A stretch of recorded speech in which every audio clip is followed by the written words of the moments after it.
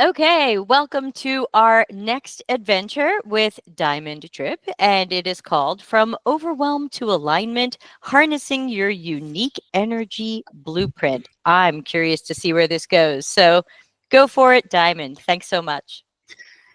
Thank you so much. Thank you, everyone, for being here. I am appreciative of your energy and your presence.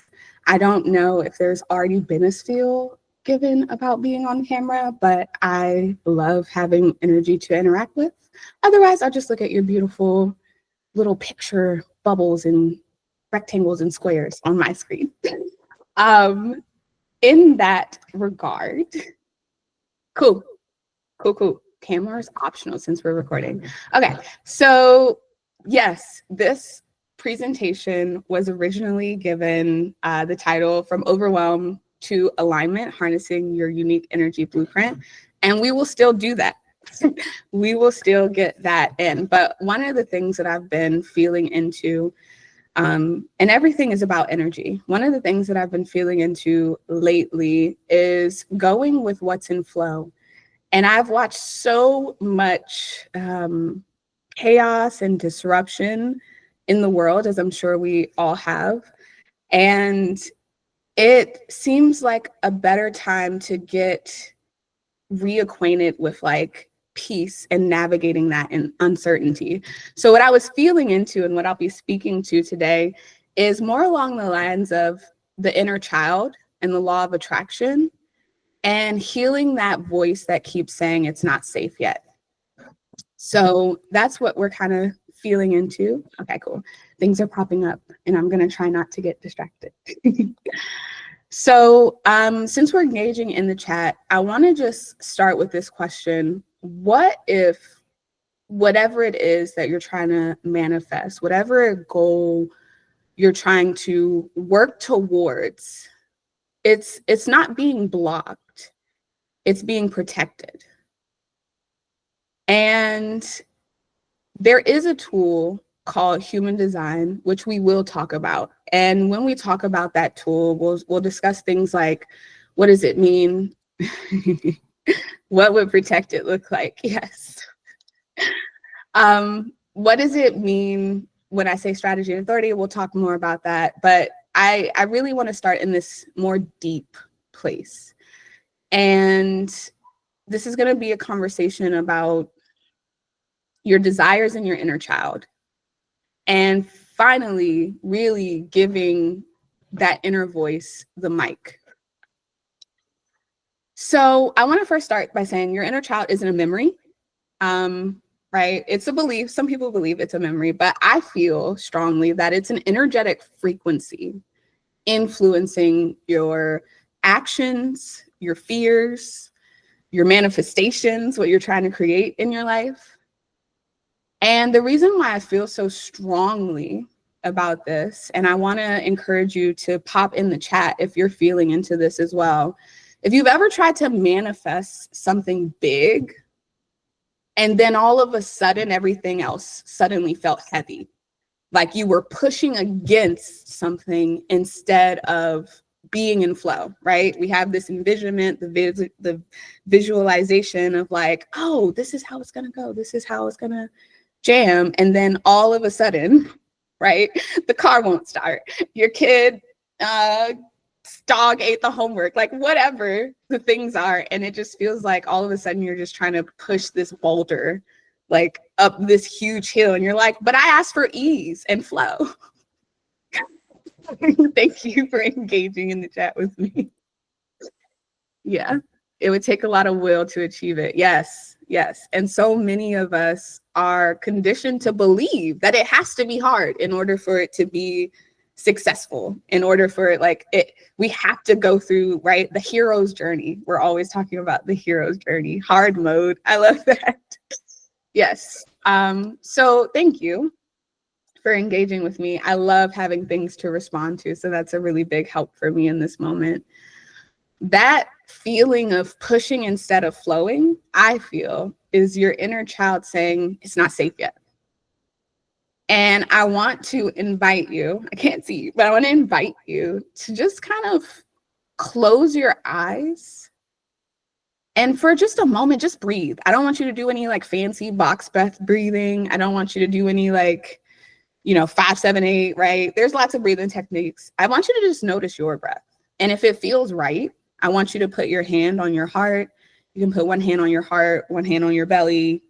You can do a little bit of both. I'm a little nervous, excited right now. We all know law of polarity is a thing. So you can be anxious or you can be excited. It's like a flip of a coin. So I'm going to hold my hands here on my heart. And I want to invite you to notice your breath. And when you think about that feeling of pushing instead of flowing, I want you to notice, where do you feel that resistance in your body? I'm just going to give us a few moments to really land in this space. I know we've been here, but let's really land in this space and feel into our bodies, because we're going to need to notice what's happening in our bodies today for the next 75-ish minutes. Just breathe.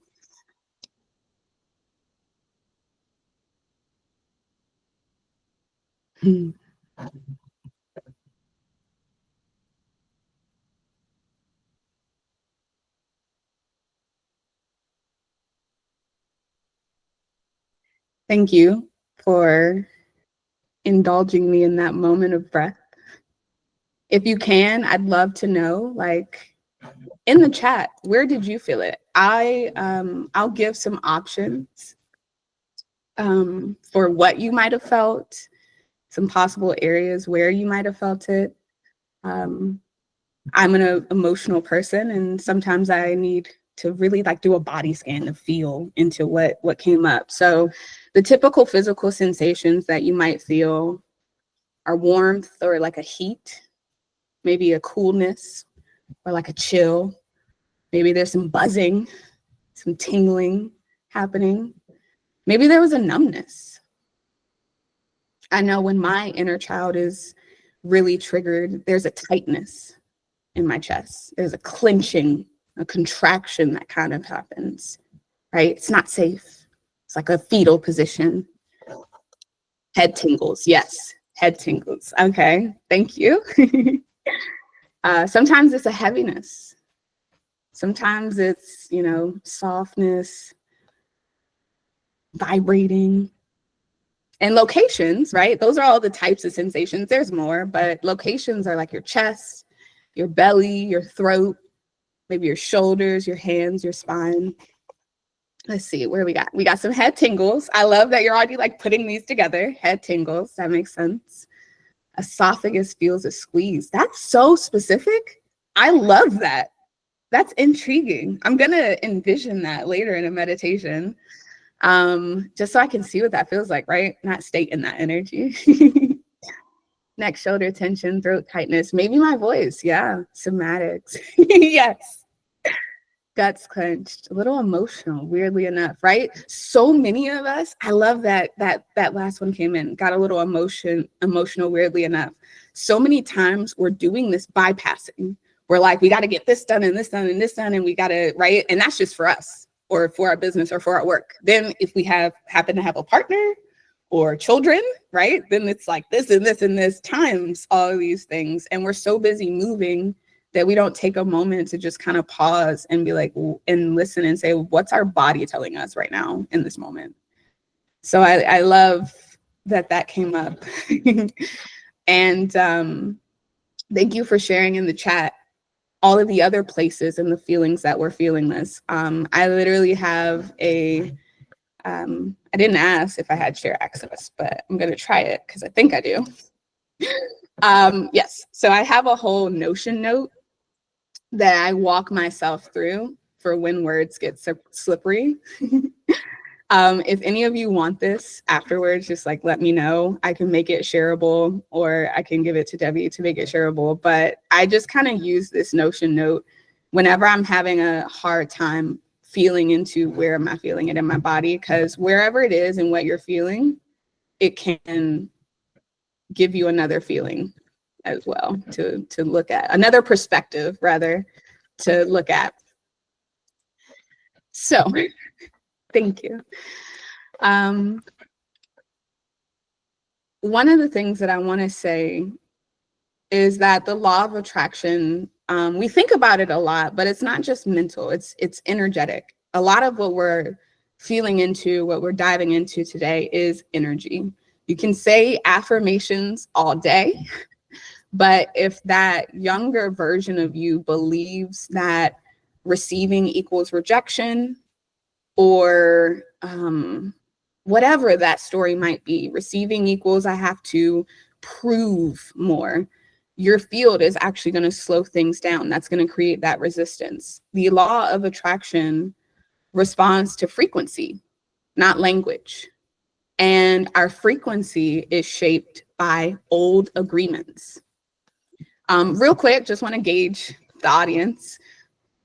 Has anyone read the book, The Four Agreements, by Miguel Don Ruiz? Anyone? Just pop it in the chat if you have.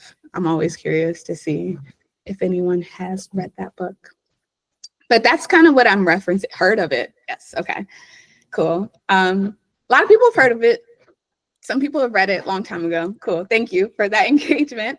I'll briefly just talk about it just so we can all have the same kind of context. So that Four Agreements book, in the introduction, it talks about how as children, we went through this period of domestication, is what the book calls it.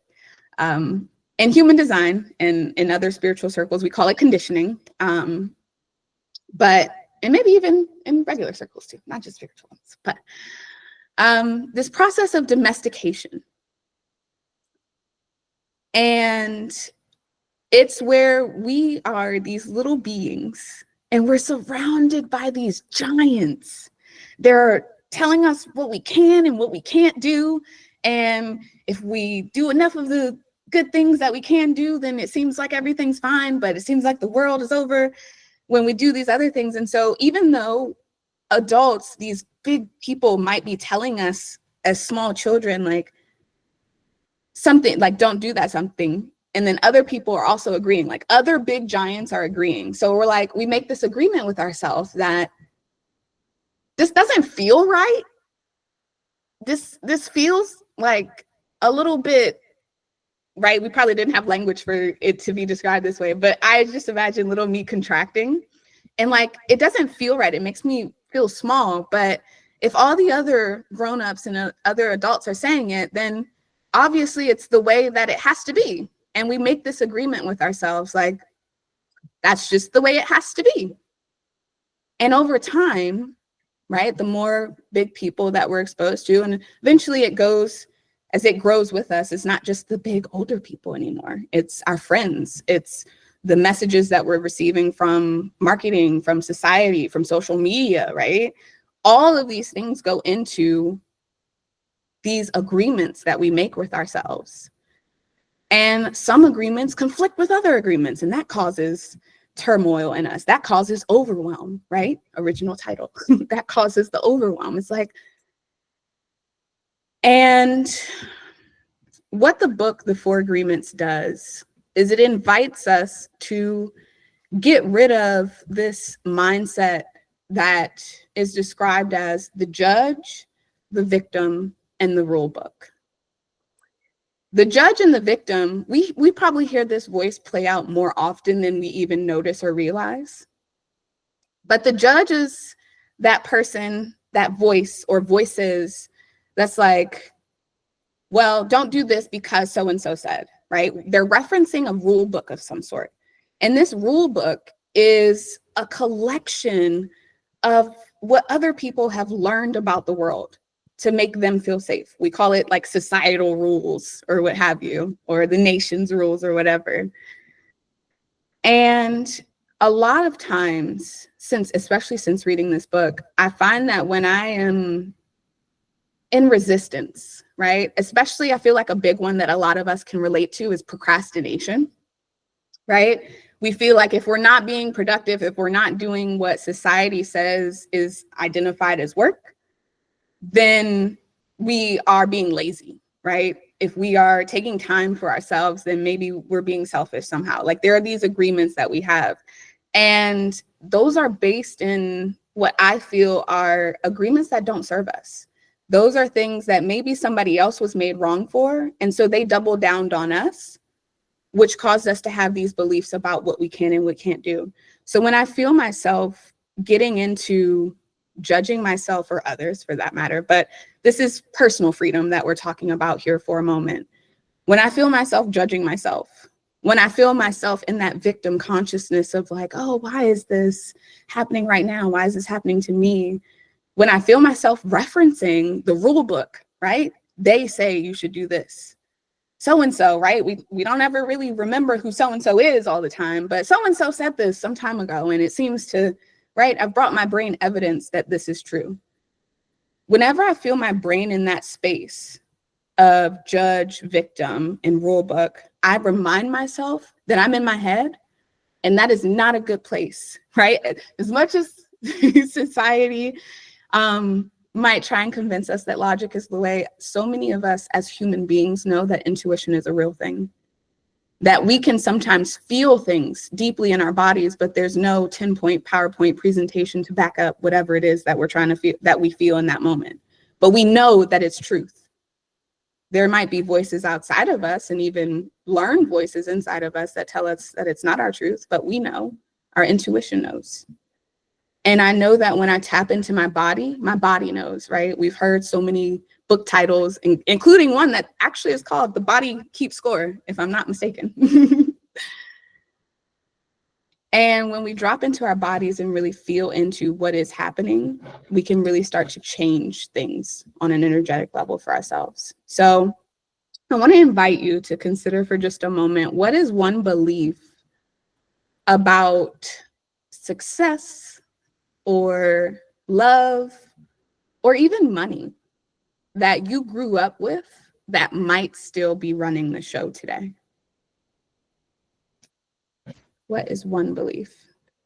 And I'm gonna actually put that question in the chat, and I'm gonna let it sit there for a moment, because I actually want to know, I want to feel into what you guys are thinking.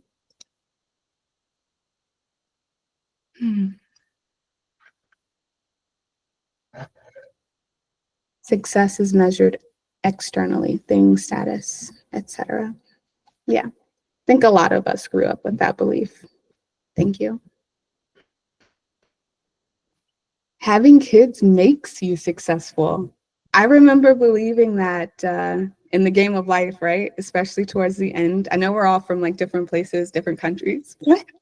In the game of life, at the end, you get like $50,000 per kid at the end. Like you just trade your kids, which I find really funny. Good people aren't greedy. Don't ask to be paid too much. Ooh, yes. Thank you. Thank you for those shares. I want to invite you to feel into, with the shares that are coming through, or even if you didn't pop anything into the chat, I want to invite you to consider what would happen if you let go of that belief. If you haven't already let go of it. I know some of you may be claiming this belief that you grew up with, but you probably already released it. Maybe you've already done the work. Your success has to be comfortable for others, understood by others, right? Some of us, I remember having that belief for a while that in order to be successful, I had to be palatable. And that created a lot of division in me because I have done a lot of things that are, or some people might consider like controversial, like participating in a clinical trial that used psilocybin to heal my depression. Some people might consider that a bit out there, but I love my experience in that trial and I love getting to talk about it.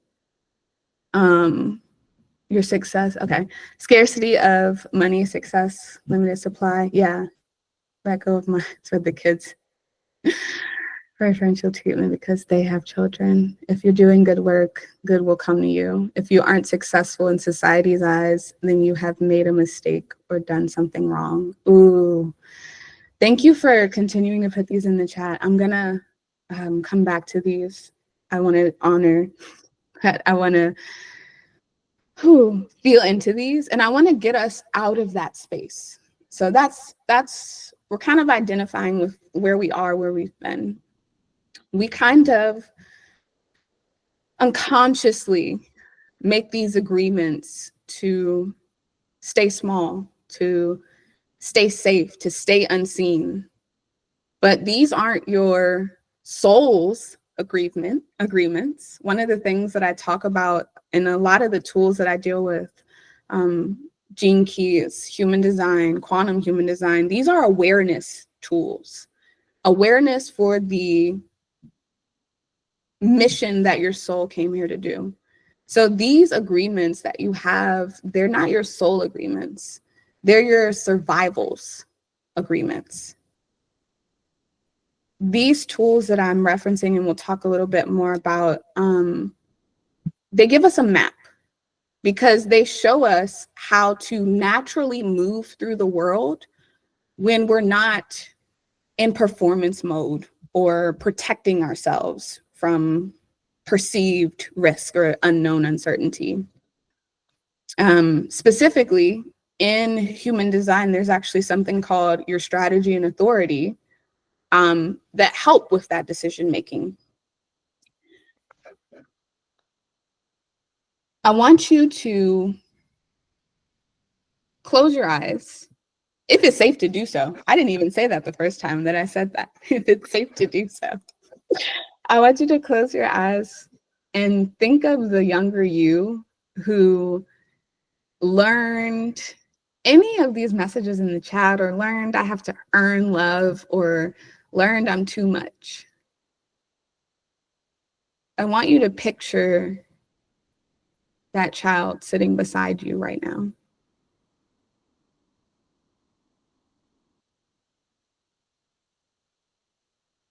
And I want you to, in a quiet space that I'm going to try not to talk into for a few moments to let you notice, but I want you to ask, what does that child need from you today? Not from the world, not from your manifestations, your goals, but what does it need from you today? The infinite consciousness that is you.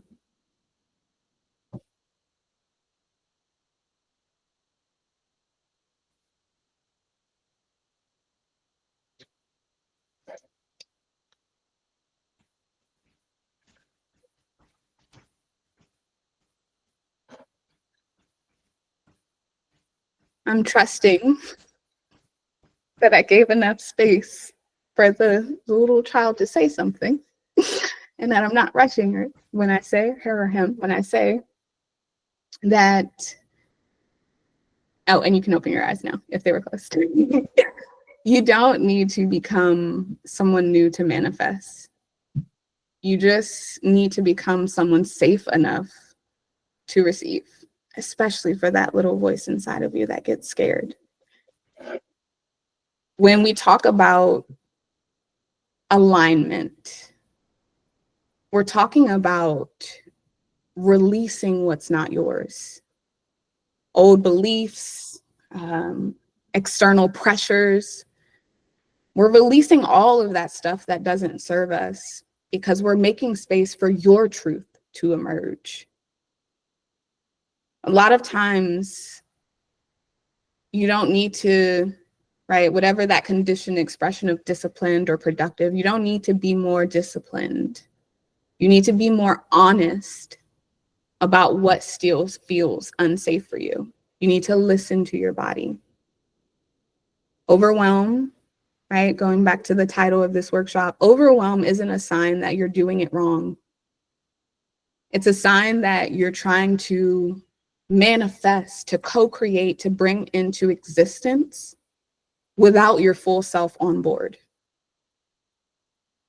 So this is your reminder, if you will, that your younger self doesn't need you to be perfect. They just need you to listen. And if you came here to explore your energetic blueprint more deeply, I have good news for you, because we're about to do that. I'm gonna put a link in the chat for you, and then I'm going to share my screen because I have access to do that. So let me put the link in the chat. Also, let me acknowledge the chat while I'm doing that because I wanted to come back to this. Okay, so I believe I did this one. I let go of mine already about kids annoyed when I see other preferential treatment because they have children. Yes, I read those. Success adjacent. I was taking judgments by others about what I can do / how I can feel successful at face value. School teachers and family made me believe that I suck at sports and will never be good at it. I would love for you to talk about it, but I'm unsure. That's not for another time. I'm so glad that we have more time together. Yes. Okay. Perfect segue. So I just shared my screen. I just shared a link, and I'm about to share my screen, rushing ahead of myself. I just want to get this load up. There's a button on that first page. If anyone else cannot talk in technology at the same time, I appreciate you for bearing with me in this moment. If you can talk in technology at the same time, I ask for grace for those of us who can't. Rockville, Maryland. Okay, cool. So now I am ready to share an entire window, I'm guessing now.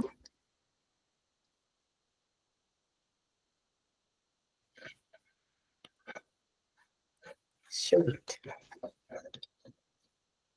Yay, technology and things. Okay, so that landing page that I just put in here takes you to my website. And on the website is a button that says ready to discover your design. When you click that button, you're going to be brought to a page that says welcome back to yourself. This is where we are going to dive into your unique energetic blueprint. Let me get rid of some of that stuff. Okay, so I was just getting that loaded up. That's one of the talk and technology things that I was talking about. I am looking at the chat. Can you type if like okay or like give me a thumbs up? I don't know if you can like react on Google Meets to let me know that you're with me because I just don't want to lose anyone as we're doing this. Yay, we have thumbs ups. Thank you. We have a hand raised. Can they unmute to ask questions? Is that a thing? I was going for thumbs up and I hit the wrong button. See? Okay, cool. Thank you. Okay, so I just want you to take a moment to basically fill in the same way that I did and then hit view your chart. The biggest question that I have before I start diving into your unique energetic blueprint, the biggest question that I usually have on that first screen is, what if I don't know what time I was born? And to that, I will say the biggest difference is whether you know you were born at night or during the daytime, so 12 a.m. versus 12 p.m. I would feel into which one feels right, and then double check, right? Double check, because if something is not sounding like it's aligning for you, if it's not landing, if it feels like you have to wiggle too much to try and make that fit for you, you probably have the incorrect time. Human design, real quick. I'm gonna stop sharing for this. Human design is a synthesis. It's an awareness tool that we're going to be talking about today. And it is a synthesis of a bunch of different sciences. So what goes into it is quantum physics, astrology, astronomy, the Chinese I Ching, the chakra model, the Kabbalah tree of life. There's all of these different bodies of science, even biochemistry, when we start getting into gene keys a little bit more. It goes into a synthesis. And this gives us insight into the science of how we're different from one another. A lot of times I get the question, oh, is this like horoscopes? Not necessarily. Does astrology, astronomy go into it? Yes, but this goes far beyond that. One of the things that I hear a lot about astrology, for example, as a Cancer, is that we are emotional and that we are very nurturing and all of those things. Those parts are true, yes, but this gives me insight into why those parts are true. The culmination of gifts that my soul chose in this lifetime to have that be an energy that I radiate out of my being. So this is the science of how we are different. So I just want to name that, acknowledge that. Also give time for people to put in their info. Did we do that? Can I get thumbs up? if we see a very detailed looking chart in front of us? Thumbs up. Sweet. All right, I will reshare my screen. Thank you for that engagement. Okay, so this is me, obviously, energetically speaking. And each one of your charts is going to look differently. And this is what we're going to spend some time just kind of Q&A and going through. But there are some really important pieces of your energy that I think I would be doing you a disservice by not discussing here today. So the first thing that I want you to notice is your energy type. You'll see something that says generator or manifesting generator or projector or reflector or projector. I would love to know who I have in the space with me. So if you could put that in the chat, that would be super helpful. We have a projector. Yay. Oh, yay. We got some generators, manifesting generators. Okay. So there are 5 energy types. One's a hybrid. And I love waiting to see if we have the unicorn, which is the reflector in the chat, in the group. I'm seeing we have a lot of energy though, and I love it. Okay. I'm going to keep watching the chat. So please keep putting it in if you haven't already. And I'm going to just work with the working knowledge that I have in the room. So we have generators, we have manifesting generators, and we have projectors in the room. Awesome. I'll give you a quick breakdown of how those are different. You'll have this little description to read as well, but you can read that anytime. I only have this time right now to give you my also nerdy breakdown of how that ties together. So okay, so let me back up. There are 9 energy centers in this chart. So we have the head, we have the ajna, and you don't have to remember any of this, by the way. Not right now, at least. You were sent a ebook. It's about 14 pages to your email when you pulled your chart. And everything that I'm saying, plus you'll get the recording, you'll have access to. So just kind of feel into the information with me for a bit. So you have your head, your ajna, your throat. This diamond shape is the G center. This little tiny triangle is your heart center, ego center, emotional solar plexus, sacral, spleen, and root. So I just needed to get that out real quick so I can say what makes me a generator is the fact that I have color in this part of my chart. So you'll notice that there are some shapes that are dark blue, some are light blue. You'll notice that there are some that are white. The biggest difference when you're looking at the color that you're seeing in this chart is if there's color, doesn't matter, dark blue, light blue, this is an energy that you radiate outwardly. This is something that other people can pick up on when they are in your presence, when they are in your aura. And each of these obviously has different functions. It has, a high frequency that we can aim towards being at in alignment and things like that. And then there's like a lower frequency, also known as like the shadow side of that. So everything has polarity. And so when you have beautiful, yay, I do. So the centers that have color, this is something that you radiate outwardly. The centers that don't have color, this is an area where you don't have what we call an energetic buffer. And so you take in energy in these areas from energy, ideas, beliefs, energy from the people who are around you, just energy gets into these centers. And not only does it get taken in, it becomes amplified in you. And so in these centers that are white, it's all about self-regulation. It's all about knowing what is your energy and what's not, and bridging the gap between like feeling the energetic, right? It's regulation. It's part of your life curriculum to gain a lot of wisdom about knowing what's your own energy in these areas. So moving to the energy type, this sacral definition is what makes me a generator. It is also what makes a manifesting generator a generator. The biggest difference between the generator and the manifesting generator is that the manifesting generator is a hybrid energy, and they have a direct connection to the throat. So one of these lines here goes all the way up to this throat, and this has color in it. So that is, are we tracking? Are we making, I know I'm like making sure I'm not losing people because I nerd out sometimes, and I'm trying to not have to be too nerdy. I have thumbs ups. Cool. We're tracking. Cool. Thank you. So having definition in this, yay, thank you. So having definition in the center is what makes you a generator or manifesting generator.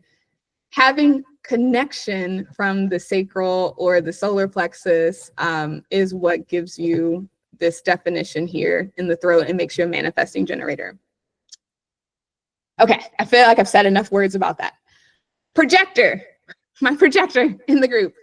You will notice that I'm talking a lot about this sacral, and you will notice that you don't have color in this area. So the sacral is what gives us this energizer bunny, this life force, like we can work and sustain long hours, as long and especially as we're doing work that we love. The energy it's like a wellspring. It just bubbles up and it spills out into what we're doing, into the people that are around us. It's why people want our energy around as generators. We have this open and enveloping aura.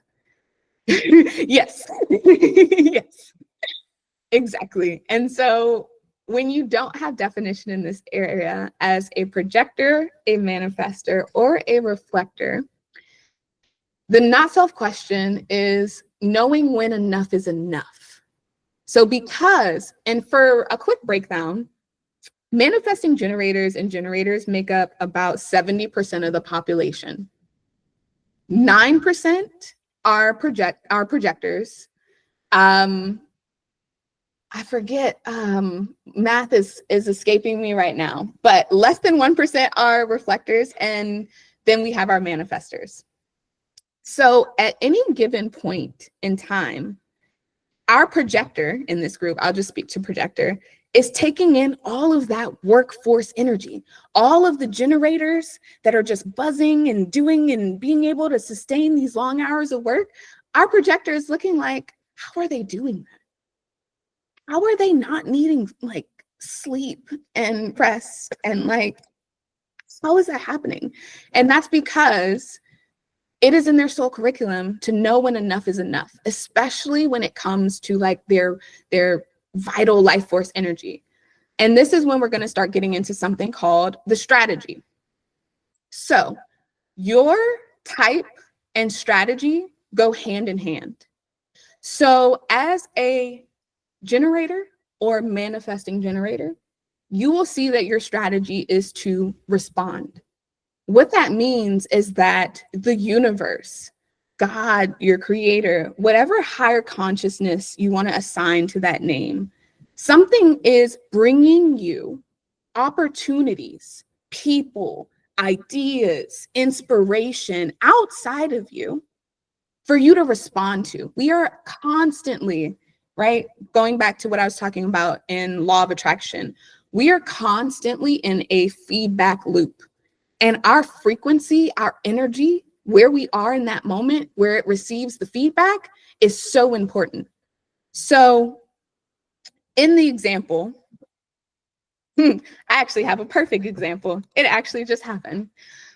So I've been a part of a interestingly enough, law of attraction group for over a year. And the reason why I joined this group that meets every Thursday at 7:30 a.m. Eastern time for an hour and a half, the reason why I joined this group was because I felt like my faith muscle needed a little bit more work. I guess I don't have to be sharing for this.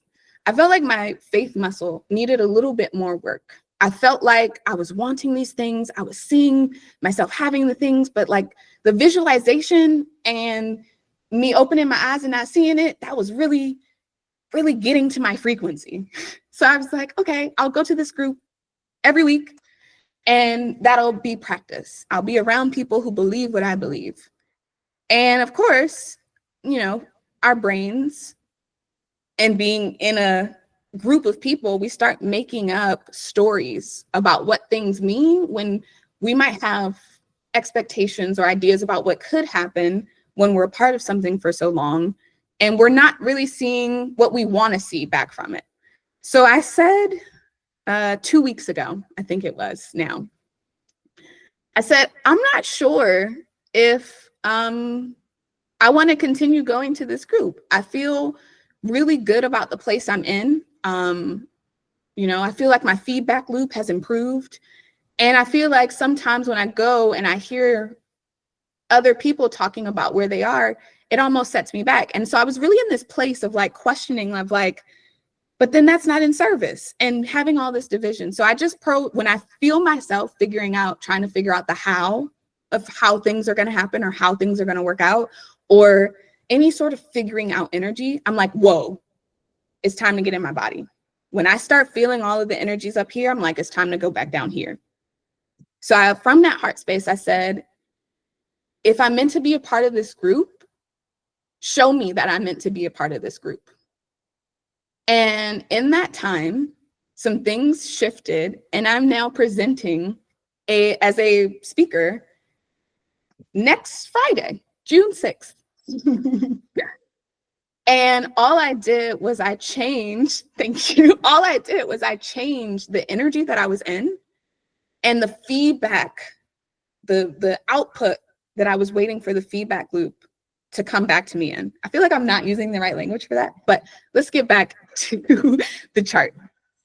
So, yes, the chart. So as generators, we are in this, well, everyone, right? That goes to all humans, but specifically for this example that I'm talking about, we are in a feedback loop and things are being brought to us for us to respond to. So we're brought a situation and we're like, Our sacral, by the way, one of the reasons why I talk so much about being in your body, especially as a generator, a manifesting generator, our sacral knows. Our sacral is that feeling in our body that says, hey, who can take this project on? And it either goes, yes, that's absolutely something I can and want to do. Or, nope, don't want to do that. That doesn't sound exciting. Nope. Our sacral is what's responsible for that immediate gut instinct. It's when our brain comes in and it's like, no, you should be helpful. No, like, so-and-so did it last time. Like, you should really step up more. And then we listen to that instead of whatever our body said to us. I think I get you. Like, we were meant to be in that group, but meant to have different relationship with them. Yes, thank you. Thank you for seeing that in the chat. So when we respond to what the universe brings us, we're in a feedback loop. We either like it or we don't like it. And so then the universe continues to bring us either more of what. So here's another thing that I want to mention about the universe. It brings us more of what we like, but it also brings us more of what we're already thinking about. So sometimes those things conflict. So we can be thinking, for example, the example that the law of attraction group person uses all the time is, wanting to see $10,000 in your bank account, for example, and then being worried that it hasn't happened yet, focusing on the fact that it hasn't happened yet, focusing on the lack that is not like the abundance that you're trying to manifest. And so whatever we put our attention on is what we attract a lot of. And so that's why things like law of attraction and being in this frequency of receptivity, especially for things that are aligned for us, is so important in this feedback loop. So as generators, we receive things in our life where it's like yes or no. That is sacral response, by the way. We're about to talk about authority. That's actually the next thing that I want to talk about. But I wanted to like kind of stay in the strategy for a little bit. And I do see that we have a question. The strategy mean that we're usually, hold on, I feel like, so does the strategy mean that we're usually, because of our type, not naturally doing this and should put conscious attention to it? Yes. Or rather, is it something that people of this type naturally do? So it's both and. So you have been living your, thank you for that question. You've been living your design your whole life. Like when we talk about human design, this just brings more awareness to what's happening beneath the surface. You know whether or not, like, especially when we start getting into authority, you know how you make your best decisions. You maybe haven't had the language to assign to it in that way. This gives like a very affirming language to it, but you've already been living your design. So this just gives you more incentive, insight, awareness to do more of that, to create more of what you want in your life. Sweet. So, right, to respond, generators, that's what that looks like. For our projector, you'll notice that yours is different. It says wait for the invitation. So why that is different is because, again, this sacral, as I said, does not have color in your chart. And so it is in your life curriculum to know when is enough for you, especially when it comes to like your physical energy, your physical life force energy and vitality. A lot of times projectors don't just have this center open. They have a lot of shapes, or quite a few shapes that might be white. And what that means is they take in a lot of energy from their environment. So projectors, the guidance, so projectors are kind of like our guides. They can see their aura, their energy can see into other people's energy. If generators have an open and enveloping aura, projectors have a very like focused and penetrative. They can see energy in people that they like that the people can't even see in themselves. And they have to be careful with that, because so many times, and I want to know if our projector can relate to this, they just want to help. They just want to say things and give insights that help. But if that person is not ready, if it's not the right time, if that's not the right person, like they're going to say something and that's not going to be received. Their wisdom, their guidance, their beautiful insight that they have about our energy is not going to be received because it wasn't asked for, it wasn't invited in.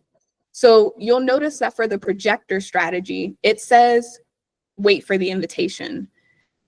And one of the things that I feel like any design that has waiting as an element, which all of them do. Some people argue that manifestors don't have to wait. I think they do, especially emotional ones. But if there's any sort of waiting involved, whether it's like wait to respond, for something to respond to, waiting for the invitation, our reflectors, our unicorns, they have to wait, or it's recommended, right? Not have to, that's a rule. It's suggested, it's invited. They're invited to consider a decision, especially a big one, over 28 days, over the course of a full lunar cycle. And we get so nervous in the waiting so much. We get so nervous because as we're waiting, we don't know if it's going to happen or not. That's where the faith kicks in. The faith says, I'm waiting and I know exactly what I'm waiting for, and I trust that it's going to show up in my outer reality.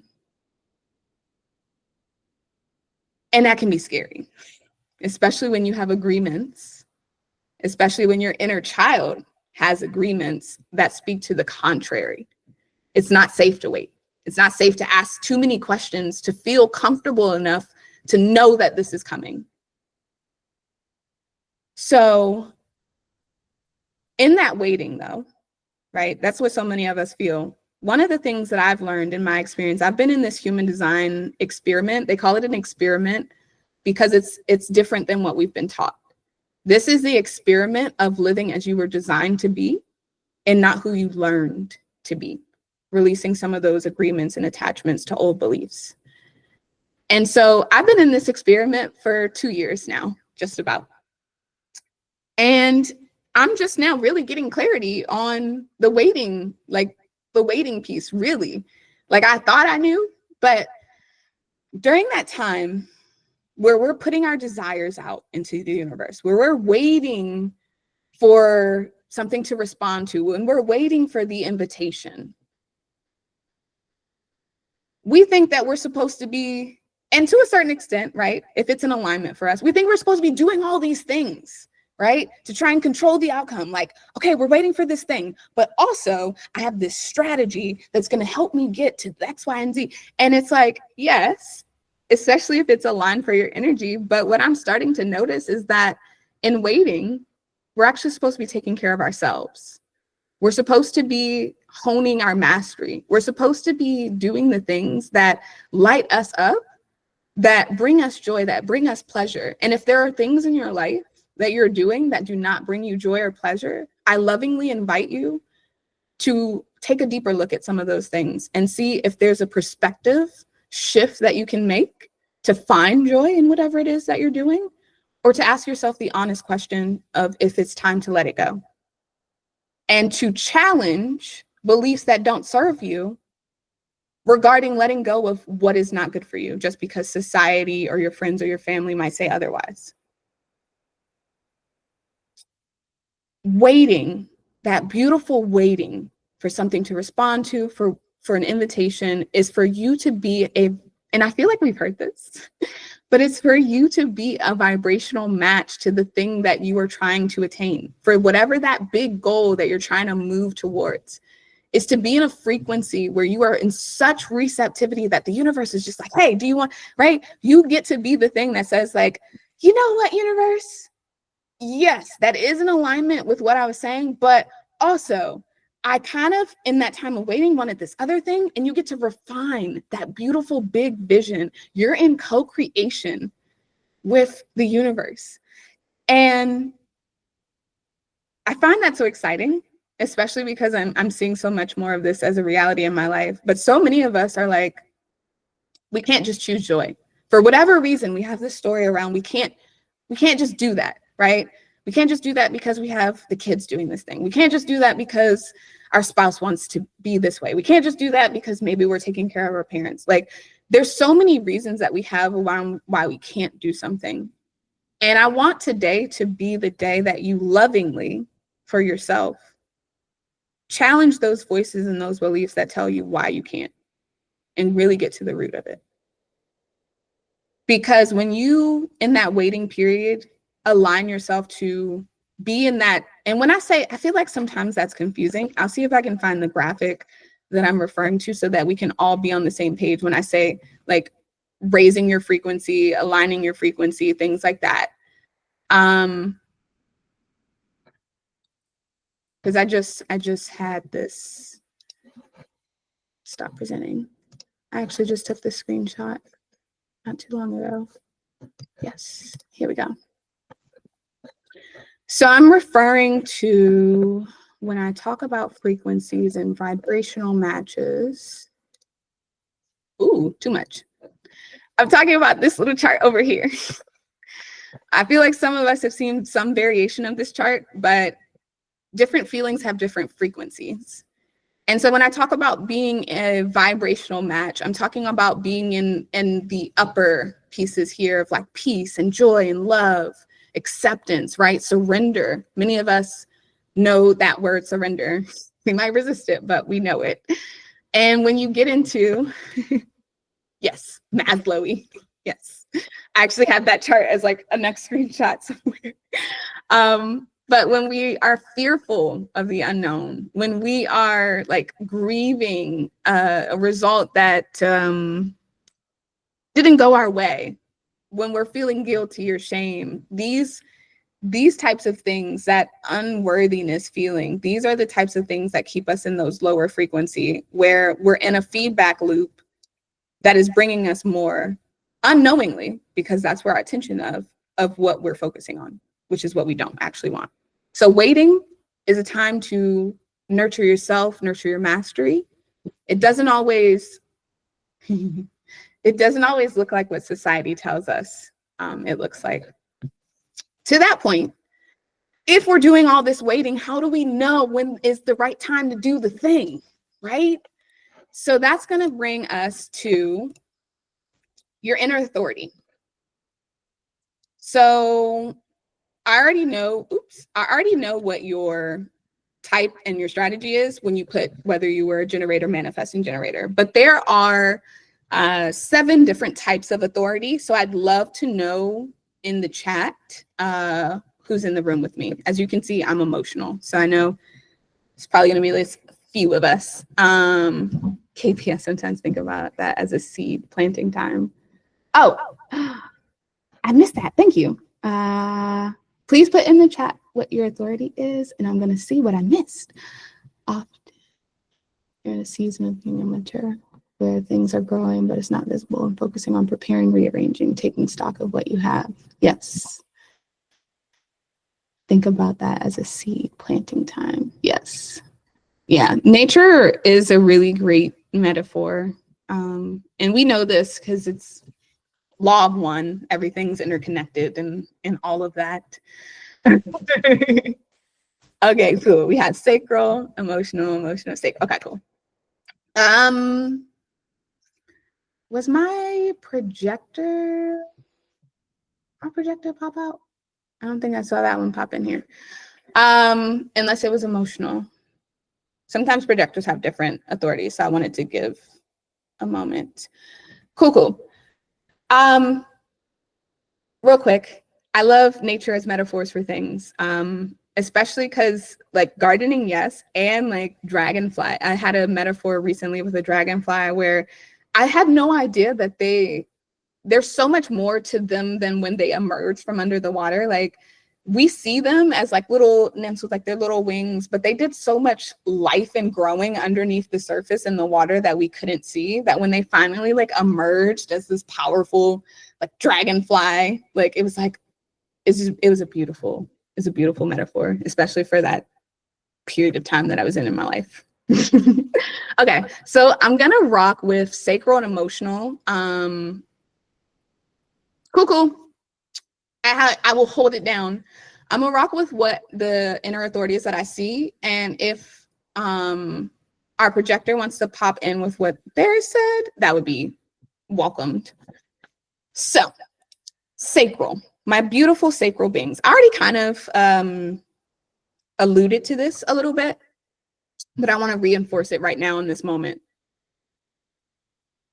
As a sacral authority, your decision making comes from this square right here.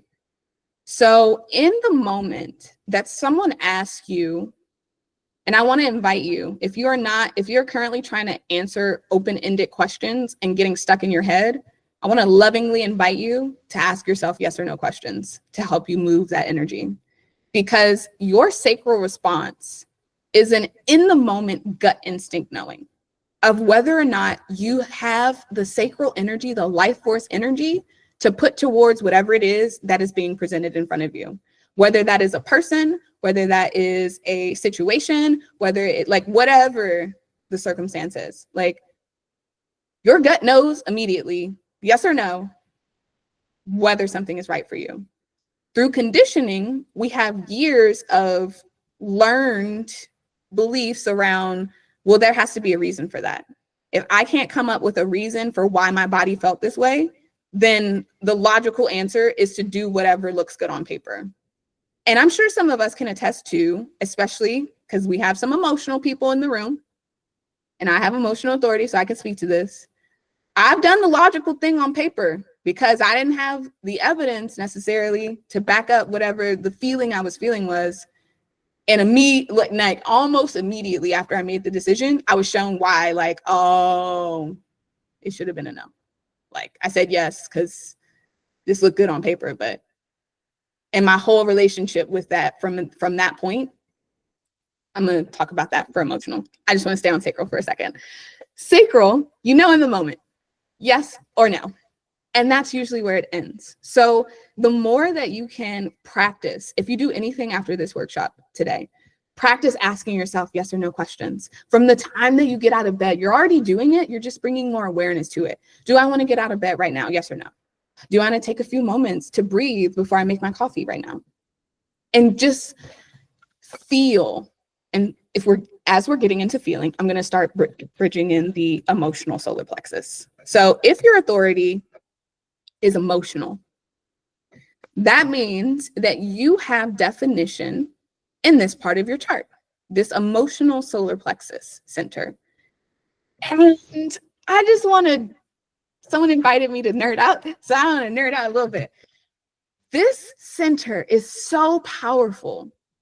So the head and ajna up here are arguably the mind, right? And we have been talking a great deal today about how the beliefs that we hold on to shape how we move through life, and they can create resistance for us. That's pretty powerful. Our minds, arguably, are powerful because they kind of dictate how we're living our lives right now. The emotional solar plexus, when it is defined, even if there was definition up here, and some of you might be seeing this in your chart, even if these two parts are colored in, if this part has color, that is now your authority. The emotional solar plexus is so powerful that that becomes your authority. No matter what other energy centers are defined, including the will, the ego, heart center. So I just wanted to lovingly just love on that for a moment. And our emotions, as we know, are so powerful, whether you have definition in that center or not. Because remember, if you don't have definition in the center, that just means that you're taking in emotional energy. And so it's even more important for you to understand what's your emotional energy and what's somebody else's. What is being amplified in me from my environment, and how can I find my peace within that environment, within that emotional wilderness? So emotional authority individuals, especially if you have sacral definition, which I think is the case for the people who put emotional. What happens for us? And there's a motto from traditional human design that talks about this. If you have emotional authority, the motto is there is no truth in the now. And what that means is that your sacral in the moment will tell you yes or no. I have the energy to sustain this thing or not, right? We're going to feel that gut feeling. Where the emotional authority comes in is simply riding your wave to ensure, to make like so much awareness, like put so much intention behind, like, yes, this is something that I feel passionately about doing. This is something that I want to and have the resources to devote my energy, my time, all the things to bringing this to life, to putting my life force energy into it. Your sacral immediately knows whether or not like something sounds good to it or not. It's going to say yes or no. But when you have emotional authority, at a minimum, just sleep on it. Just, ensure that it is still a yes, or see and check in if it maybe has turned to a no. And the reason why that's important, and this isn't for everyday, like, am I going to get a car wash today? Yes or no kind of decisions. This is really for the big four. And actually, this goes for everyone, including if you're watching the replay. Whatever your energy type is, your strategy and authority work together, especially for the big four decisions. Friendships, relationships, like intimate relationships, if you're about to move, and career. Those are the big four. And so as an emotional authority, the more time you can give yourself to ride that wave, the more clarity, the more details, the more insights you'll have to ascertain whether or not that is actually aligned for you. Because, and this is where I was talking about the feeling, I was about to bring this into the sacral piece, but here's the perfect place for it. Whatever the energy that you enter into that decision is as an emotional authority, that is going to be the relationship of the emotional energy that you have with that situation. What I mean by that, something comes into your reality, it's a yes, you sleep on it, it's still a yes, especially if one day is your wave. There are different types of waves. You have to study your wave to figure out what that looks like for you. It took me 2 years to finally start to understand mine, and I'm still discovering new things about it. So that's usually what like readings and things are for. But just for this purpose of feeling into it for this moment, seeing if it's still a yes the next day. Let's say your emotional wave is one day. If it's still a yes, you're good to go. All systems are go. Tell that person yes, right? If the limited time deal ends in 2 days, you can wait out that extra 2 days, see if more clarity is going to come. But chances are it's still a yes if that's your wave. If you wake up, right, if you have something that's presented to you as a yes, and you're like, yeah, I feel good about this. You go to sleep on it, and then you wake up and you're like, right? And it's not just the mind, right, with all of the reasons why your intuition might be wrong, but it's actually a feeling in your body, a feeling of, and this is a helpful tip that I give to sacral, splenic, and emotional beings. When sometimes it can be confusing to figure out, like, was that an or was that a yes or no? So what I do is I feel into my body, what I've been encouraging you to do this whole time. If something feels like a yes for me, it feels expansive. It feels light. It feels like if I just think about it a little more, I might even smile a little bit because it just brings me that much joy. That's how I know for sure this is a yes for me. If for whatever reason it's a no, there's contraction. There's tightness right in the chest. There's this feeling of like, there's unease, this feeling of unease around it. And usually what I find, especially if it actually does make sense on paper, what comes with that unease is urgency. You have to do this now. It needs to be done like tomorrow, or you're gonna miss an opportunity. And what I know from my energy especially is that divine timing is on my side. I'm not ever late. I'm right on time. And so it's one of those things where if you wake up and you decide that it's a no the next day, and then maybe you say, oh, let me give myself some more time. And then you wake up the next day and it's a yes. So we've gone from yes, no, yes. And it might stay a yes for a while, but I can guarantee it's probably going to come a no at some point in that wave. Because whatever emotional energy you're in, when you enter into that commitment, that's the emotional energy that you're going to have with whatever it is. If it was a yes and it stayed a yes, you're going to have so many moments of growth and just feeling that yes, feeling satisfied. That's getting into a point that we didn't even talk about, which is why I'm like, you have so much information that I want to lovingly invite you to look into. But your signature theme as a generator, a manifesting generator, is satisfaction. So if you're feeling satisfied, for projector, just for argument's sake, because I know we had a projector in here, yours is success. But if you're feeling those feelings of success and satisfaction, that's a signpost like, yes, this is an alignment for me. But if you're feeling whatever is your not self theme, for generators is frustration, for projectors is that bitterness. If you're feeling that feeling, if you're feeling that contraction, then it's probably a no. And as you ride your wave, I want to lovingly, with emotional authority, invite you to start tracking your wave. Each day, I would start with daily. And then if you can, a couple of times a day, especially in the beginning, because how you feel, especially with emotional authority, this applies to everyone, right? Because we've been talking about law of attraction, but especially with emotional authority, how you are feeling is going to color the experience of whatever the relationship you're in. And I mean relationship with a situation, a thing, a business, people, like relationship in all the ways. So I see that we've got like 20 minutes left, and I want to make sure that if there are questions in the Q&A or if questions have been bubbling in the chat, that I give those some breath. If there are not, I will be happy to answer a question about if you're curious about something that we didn't talk about today. But before I do that, before I open up the floor to that, you'll notice that when you scroll down, you have the option to actually get a little ebook. There's one where you can get like a 60-page detailed report.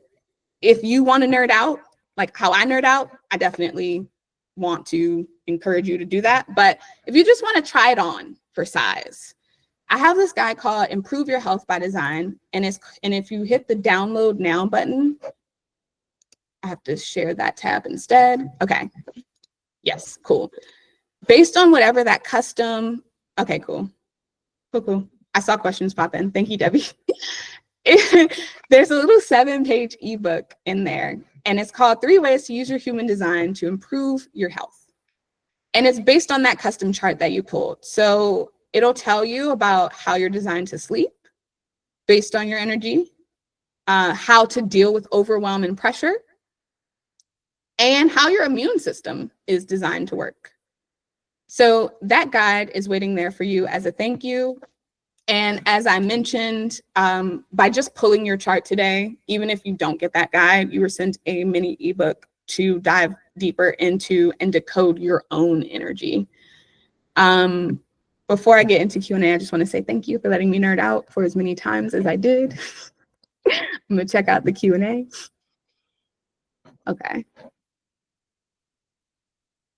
Yeah, just sort by unanswered, because some of the questions might have been for the previous. I thought so. Yeah. If you do show unanswered, it will filter them out, or I can read them to you. I see it. There's just 2. Yep.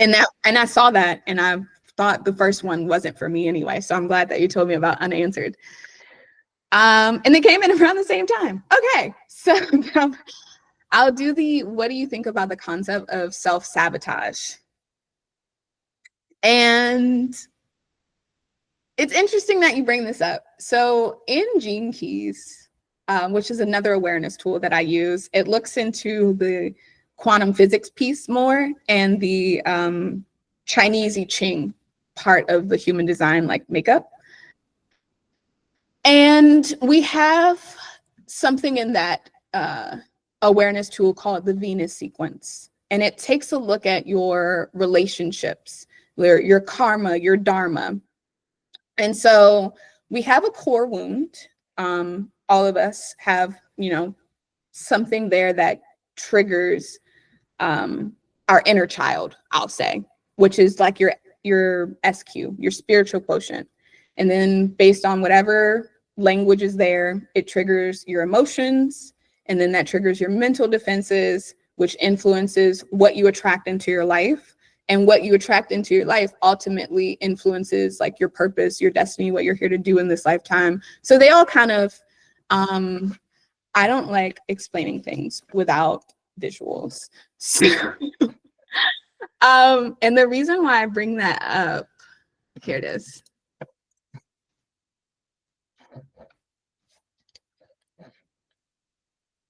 Cool.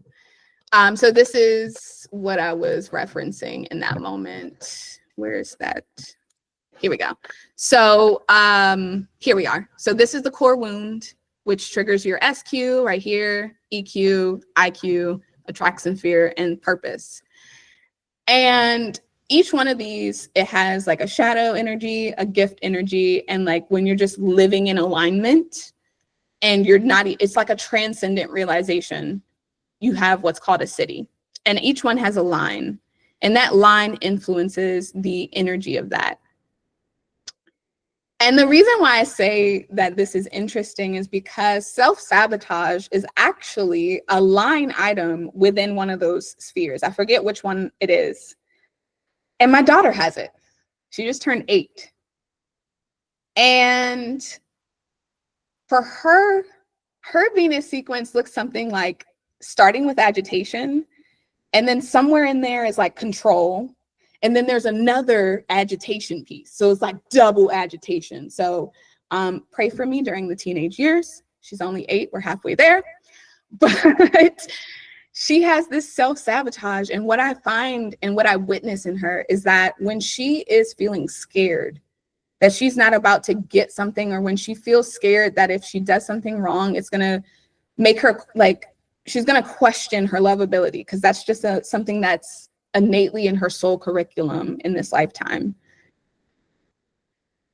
She starts triggering into that agitation, and the control starts to show, and the control looks different because she's 8. And ultimately, however she decides to try and deal with the situation it's in the shadow. It's by trying to like force someone instead of like taking initiative, which is one of the gifts, and changing her perspective, becoming discerning, choosing empathy, which arguably, right, she's 8. So grace in all things. But I see this self-sabotage playing out where the core wound is being triggered and she just wants to get that need met. She's just trying to get that need met. She doesn't realize, she's unaware. There's the word that I'm getting to. She's unaware that the things that she's choosing in that moment actually go in opposition to whatever it is that the outcome that she's desiring. She just knows she's not getting her way and she's willing to do whatever it takes, which in her case, with that flavor of self-sabotage, most often does not get her what she wants. But the concept of self-sabotage, right? As a concept, it's there. We know it exists. But what I can say, and I feel like would be a more helpful way to answer that question, is when you're in your awareness about those triggers, when you're in your awareness about what's happening in your body, not just the language, because Gene Keys gives us language of like, for example, my core wound is division. And so whenever I feel like I can't be all of me in a space where I have to choose, some of the divisions that I've had in the past were mother or friend, spiritual, heart-centered business owner, or marketing genius and AI guru, right? I felt like I couldn't be both things because for some reason I had an agreement or a belief that those two things couldn't coexist at the same time. But now that I'm in my awareness, using the language in the question, I don't self-sabotage anymore by making myself choose. I ask myself the question, I reframe my feedback loop and I say, how can I show up in this situation as all of me? A lot of times, especially with some of the newer books that I'm reading, like A Return to Love, The 4 Agreements, I ask myself, what would love choose in this moment? And that usually is really helpful. The second question that I saw came through, what are the scientific sources? I like research and want to know the extent. I might want to believe this. I love that question. So there is a book called The Definitive Guide. The Definitive Book of Human Design, or it might be Guide. I actually include that. I have a community that I launched in October, and that's included in the community because it's a pretty big book. It's like 462 pages. And I find that if you don't have, we didn't even talk about profiles today, which if there aren't any more questions and it's desired, I can talk a little bit about that. It won't take me that long. But unless you have a one line in your profile, I know that like not everyone dives deep and goes down rabbit holes in the way that I do as a one line. So if you do choose to get the book, I would say just kind of piece into it. Don't feel like you have to read it all at once, because I did, and I did read it all at once, and it was a lot. It was a lot to integrate. Also, like I said, you're going to be emailed the cheat sheet, and then I also have a YouTube playlist where you can listen to some podcast episodes that I've done on like specifics of your chart. So those are coming just from having pulled your chart today. I always like to give people more information. I feel like I've answered those questions. And then of course, if you want to like bypass I don't want to know everything. I just want to know about me and my soul contract and my curriculum. That's what readings are for, which you guys have my website. I can put it in the chat again if it's not somewhere.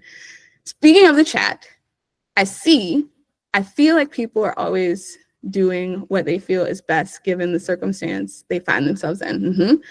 I'm not sure I believe in it. We sometimes go against one aspect of our judgment, but we're trusting another at the same time. So the first part of this, what immediately popped into my head was like, I feel like people are always doing what they feel is best given the circumstances. I literally had an instance of this. So I'm in a family coaching certification that's using quantum human design to actually parent children based on their design and not based on what we as adults have learned about the world. And in that certification, there's talk about like some babies needing to be in their parents' energetic aura field, essentially like borrowing some of that energy. Because their design just needs it. And I remember when my daughter was a baby, the research at the time that I was doing said that co-sleeping was like bad for your kid and that like it would make them clingy and they won't ever be able to sleep on, like it was painting this picture. And right, whatever my attention was on was what my brain found evidence of. So I was really proud when she began to sleep in her own room. I was like, yeah. She's not going to be clingy. I'm doing the right thing. And I see now, in hindsight, how her being in my energy a little bit more as a baby could have actually been helpful. How some of those gifts of nurturing and empathy and things like that, like it would have been really helpful for her while she was settling into being on this 3D field plane with us. And I had to give myself some grace because immediately, right, the judge I was talking about at the beginning started coming in. You should have did so-and-so, and you didn't do this, and that's why she's like this, right? The rule book, laying down the law. And I had to give myself some grace because I was like, I was working with the information that I had at the time. I researched it thoroughly, and everything that I said, right, because of the lens that I was looking at it through, said this was the way. So yes, that's the first part. The second part,